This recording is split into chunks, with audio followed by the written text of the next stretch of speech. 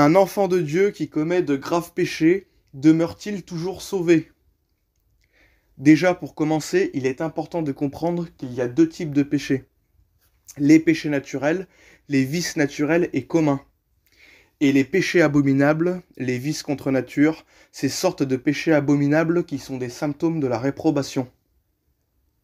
Il est également important de comprendre qu'il y a trois types de personnes dans le monde.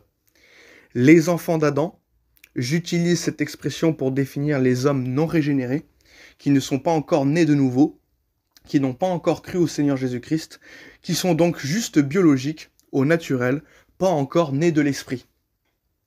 Les enfants de Dieu, qui ont cru et qui sont donc nés de nouveau. Et les enfants du diable, c'est-à-dire les réprouvés, ceux qui ont rejeté le Seigneur une fois de trop et qui ont été rejetés à leur tour. Donc, pour les enfants d'Adam et les enfants de Dieu, il leur est impossible d'être tentés à commettre un péché abominable ou d'avoir un vice contre nature, car Dieu ne les a pas abandonnés à la dissolution, à des pratiques abominables de réprouvés. Dieu préserve leur cœur et leur conscience. Ils ont de l'affection naturelle, ils sont sensés. Un enfant de Dieu ou bien un homme naturel, c'est-à-dire un enfant d'Adam, ne pourrait pas commettre la pédophilie, ni même y penser en le désirant. Un enfant de Dieu ou bien un homme naturel ne pourrait pas coucher avec une bête, ni même y penser en le désirant. Un enfant de Dieu ou bien un homme naturel ne pourrait pas être un psychopathe, il ne pourrait pas tuer des gens en masse sans raison juste par plaisir, il ne pourrait pas non plus tuer des nouveau-nés et des enfants. Il n'y a que les fils de Bélial, les pervers, les fils de la perdition, les réprouvés, les fils du diable qui peuvent commettre de telles abominations et ou y penser en le désirant. Voyons quelques versets nous démontrant que les fils du diable sont des pervertis. Romains 1, verset 28. Comme ils ne se sont pas souciés de connaître Dieu, Dieu les a livrés à leur sens réprouvé pour commettre des choses indignes. Romains 1, verset 31. Dépourvus d'affection naturelle. Éphésiens 4, versets 18 et 19, ils ont l'intelligence obscurcie, ils sont étrangers à la vie de Dieu à cause de l'ignorance qui est en eux, à cause de l'endurcissement de leur cœur, ayant perdu tout sentiment, ils se sont livrés à la dissolution pour commettre toute espèce d'impureté jointe à la cupidité. 2 Pierre, chapitre 2, verset 7, la conduite de ces hommes sans frein dans leur dissolution. Jude 1, verset 10, ils se corrompent dans ce qu'ils savent naturellement comme les brutes. Jude 1, versets 7 et 8. Sodome et Gomorrhe et les villes voisines qui se livrèrent comme eux à l'impudicité et à des vices contre nature sont donnés en exemple subissant la peine d'un feu éternel. Malgré cela, ces hommes aussi, entraînés par leur rêverie, souillent pareillement leur chair, méprisent l'autorité et injurient les gloires. Acte 13, verset 10. Homme plein de toute espèce de ruse et de fraude, fils du diable, ennemi de toute justice, ne cesseras-tu point de pervertir les voies droites du Seigneur? 1 Samuel chapitre 2 verset 12. Et les fils d'Élie étaient des fils de Bélial, ils ne connaissaient pas l'Éternel. Le texte original en hébreu dit les fils de Bélial, mais c'est traduit par pervers dans quasiment toutes les traductions de la Bible. Les pervers sont des fils de Bélial, car ils font des choses contre nature. Proverbe 11, verset 20. Ceux qui ont le cœur pervers sont en abomination à l'Éternel, mais ceux dont la voix est intègre lui sont agréables. Job 15, versets 15 et 16. Si Dieu n'a pas confiance en ses saints, si les cieux ne sont pas purs devant lui, combien moins l'être abominable et pervers, l'homme qui boit l'iniquité comme l'eau. Les réprouvés sont des hommes pervers qui ne peuvent avoir la foi.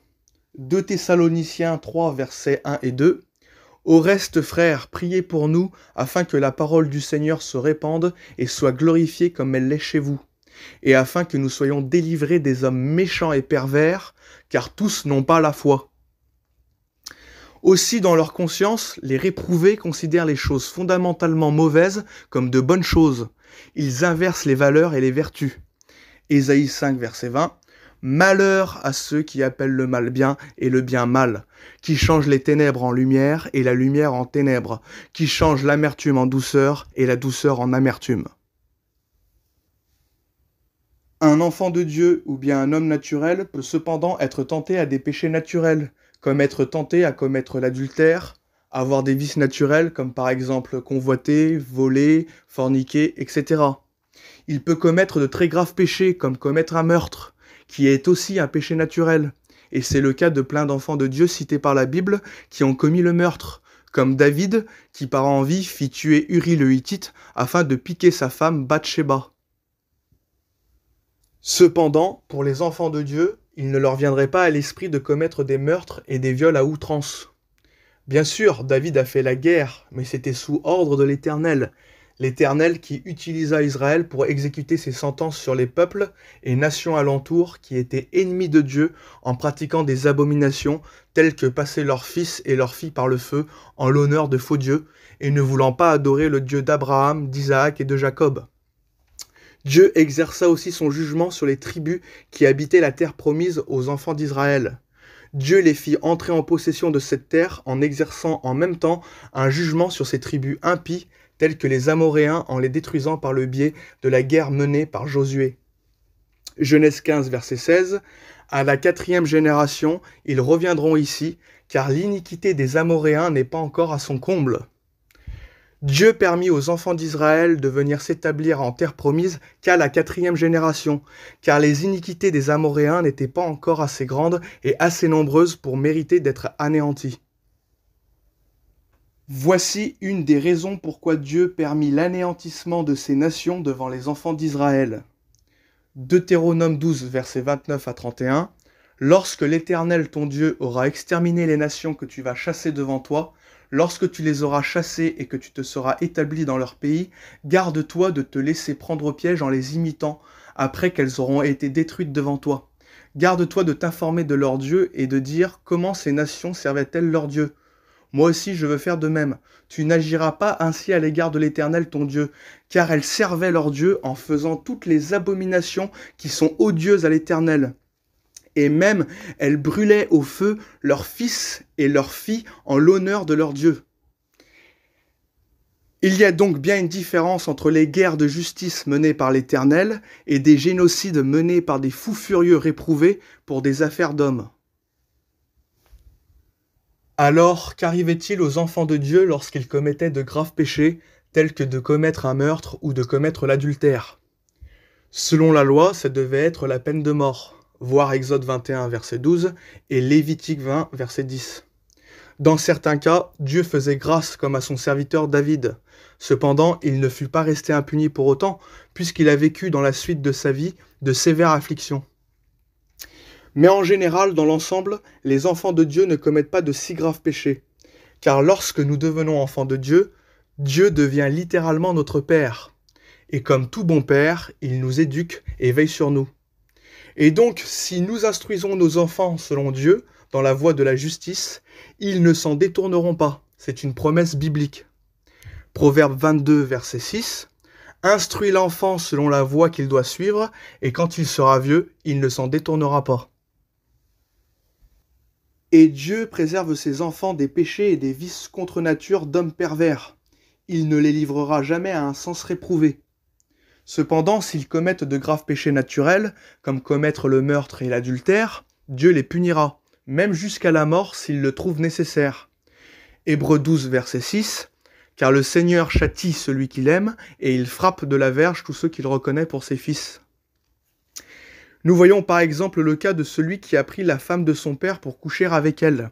La sentence prononcée par Paul était la mort physique. Mais l'âme de celui qui a commis cela ne pouvait aller en enfer, puisqu'il est enfant de Dieu. 1 Corinthiens 5, versets 1 à 5.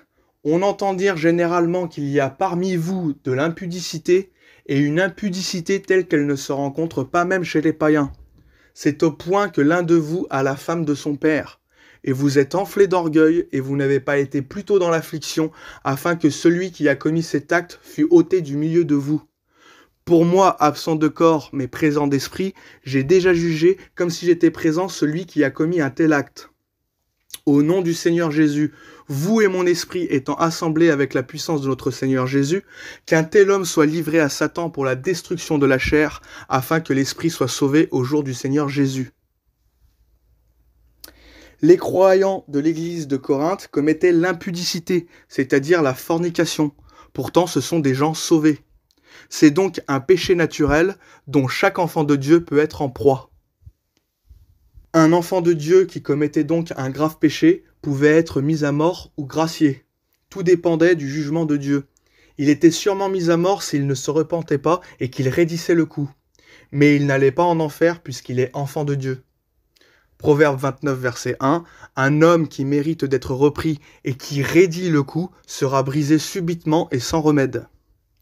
Par contre, les réprouvés étaient mis à mort d'office lorsqu'ils commettaient des péchés abominables contre nature. Et de plus, c'est l'enfer assuré pour eux. Maintenant, comprenons une chose, c'est que pour la plupart d'entre nous, nous n'avons pas commis de meurtre, mais pourtant nous sommes tous des meurtriers potentiels, et nous avons tous désiré la mort de quelqu'un. Je ne parle pas ici de désirer la mort de quelqu'un qui a commis la pédophilie ou d'autres choses abominables, c'est un autre sujet. Non, je dis que nous avons tous eu de la jalousie, de la haine au point de désirer la mort d'un prochain pour des raisons qui ne justifieraient pas de telles pensées. C'est une honte terrible, mais c'est la vérité, nous méritons tous l'enfer. Et donc pour Jésus, nous sommes coupables, pas autant que d'être passés à l'acte meurtrier, mais nous sommes quand même reconnus coupables devant Dieu d'avoir eu de telles pensées meurtrières. Aussi, la colère enflammée peut rendre une personne incontrôlable au point que cela puisse entraîner la mort d'un individu, comme les crimes passionnels par exemple. Les pharisiens se croyaient justes à leurs propres yeux et se vantaient donc, comme beaucoup d'hommes d'aujourd'hui, de n'avoir ni commis de meurtre ni d'adultère, mais Jésus les mit tous au pied du mur. Matthieu 5, versets 21 et 22, « Vous avez entendu qu'il a été dit aux anciens, tu ne tueras point, celui qui tuera mérite d'être puni par les juges. Mais moi je vous dis que quiconque se met en colère contre son frère mérite d'être puni par les juges. Que celui qui dira à son frère Raka mérite d'être puni par le Sanhédrin. Et que celui qui lui dira insensé mérite d'être puni par le feu de la Guéhenne. » 1 Jean 3, verset 15, « Quiconque hait son frère est un meurtrier. » Qui est-ce qui ne s'est jamais querellé avec son frère ou une sœur au point de le traiter de fou, d'abruti et bien plus encore? Et bien sûr, nous avons tous des pensées impures, nous avons tous convoité du regard une autre femme que la sienne. Matthieu 5, versets 27 et 28, « Vous avez appris qu'il a été dit « Tu ne commettras point d'adultère », mais moi je vous dis que quiconque regarde une femme pour la convoiter a déjà commis un adultère avec elle dans son cœur. » Donc Christ nous fait comprendre que personne n'est juste et qu'il est impossible d'être sauvé par sa bonne conduite. Un homme qui a commis l'adultère ou le meurtre, mais qui croit au Seigneur Jésus, sera quand même sauvé, car tous ses péchés ont été pardonnés par le sang de Jésus-Christ versé à la croix. Il sera cependant puni conséquemment ici-bas, mais jamais il n'ira en enfer. A contrario, un homme qui a peut-être vécu une vie moins trempée dans le péché, qui n'a commis ni de meurtre, ni d'adultère, ni de fornication, etc., mais qui ne croit pas en Jésus-Christ, ira quand même en enfer. Car le critère du jugement de Dieu, c'est l'enfer, et cela même après un seul péché, même le plus petit. Et donc, pour ne pas être séparé éternellement d'avec Dieu, il faut croire en Jésus-Christ. Cela nous est clairement démontré par la Bible. Jacques 2, versets 10 et 11, « Car quiconque observe toute la loi, mais pêche contre un seul commandement, devient coupable de tous. En effet, celui qui a dit « Tu ne commettras point d'adultère » a dit aussi « Tu ne tueras point ». Or, si tu ne commets point d'adultère, mais que tu commettes un meurtre, tu deviens transgresseur de la loi. Romains 3, verset 19. Or, nous savons que tout ce que dit la loi, elle le dit à ceux qui sont sous la loi, afin que toute bouche soit fermée et que tout le monde soit reconnu coupable devant Dieu. Galates 3, verset 22. Mais l'Écriture a déclaré le monde entier prisonnier du péché, afin que ce qui avait été promis soit accordé par la foi en Jésus-Christ à ceux qui croient. Romains 5, verset 16, « Il n'en est pas du don comme de ce qui est arrivé par un seul qui a péché, car c'est après une seule offense que le jugement est devenu condamnation, tandis que le don gratuit devient justification après plusieurs offenses. » Romains 5, verset 12, « C'est pourquoi, comme par un seul homme, le péché est entré dans le monde, et par le péché la mort, et qu'ainsi la mort s'est étendue sur tous les hommes, parce que tous ont péché. » Romains 5, verset 18, Ainsi donc, comme par une seule offense la condamnation a atteint tous les hommes, de même par un seul acte de justice, la justification qui donne la vie s'étend à tous les hommes. Donc, pour conclure, je répète, les enfants de Dieu ne peuvent pas être tentés à commettre des péchés contre nature. Ils peuvent cependant commettre de graves péchés naturels. Ils seront donc punis en conséquence, mais jamais ils ne pourront perdre le salut. Les enfants du diable, eux, commettent des péchés à outrance, des péchés contre nature et abominables. Ce sont aussi les symptômes de leur réprobation. Ils iront donc en enfer car ils sont rejetés de Dieu. Il leur est impossible de croire du cœur au vrai évangile. Puis il y a les enfants d'Adam, c'est-à-dire les hommes naturels, qui ne sont pas encore sauvés et qui peuvent pareillement que les enfants de Dieu commettre des péchés naturels, mais non contre nature. Cependant, s'ils ne se repentent pas, c'est-à-dire que s'ils ne croient pas à Jésus-Christ, ils iront en enfer, car le salaire du péché, même du moindre péché, c'est la mort éternelle.